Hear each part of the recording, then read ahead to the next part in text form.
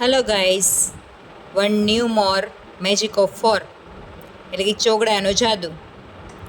હવે અહીંયા તમે ઘણીવાર ગેમ તમે જોઈ હશે કે જેમાં દરેક હારમાં અને સ્તંભમાં એક સરખી સંખ્યા રહેવી જોઈએ, છતાં પણ એમાં વધુ ને વધુ સંખ્યા ઉમેરી શકીએ. એના માટે ખરેખર એક લોજિક છે. જો 6 માટે ગેમ તમે રમો તો તમે ટોટલ એની અંદર 20ની સંખ્યામાં રાજમા સમાડી શકો. મેં અહીંયા રાજમા લીધા છે, એનું કારણ છે કે વ્હાઇટ કલરનું પેપર છે અને ડાર્ક કલરનું. તો અહીંયા તમારી સામે હું 10 માટેની ગેમ રમું છું, જેમાં આપણે વધુ ને વધુ 36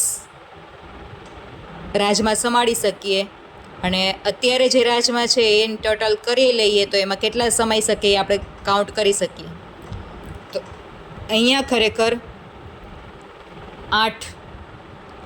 8 રાજમા વચ્ચે રાખેલા છે, એટલે કે 8 રાજમાને હું આ ગેમ્સની અંદર હજુ પણ સમાડી શકું છું.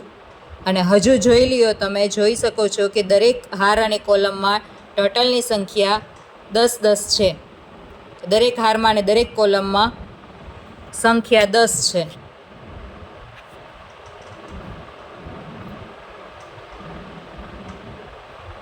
હવે અહીંયા એનું લોજિક શું છે એ ધ્યાનથી જુઓ. તમે કોઈ પણ સંખ્યા માટે રમી શકો, બેકી સંખ્યા માટે.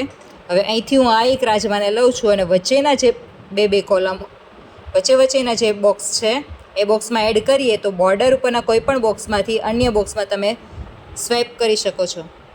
નેક્સ્ટ વન મોર અહીંયા હું એડ કરું છું તો અહીંથી હું એને પાસ ઓન કરું છું. વળી અહીંથી એડ કરું છું તો અહીંથી હું એને પાસ ઓન કરું છું. અહીંથી એડ કરું છું, અહીંથી એને પાસ ઓન કરું છું. અહીંથી add, pass on, add, pass on, add, pass on,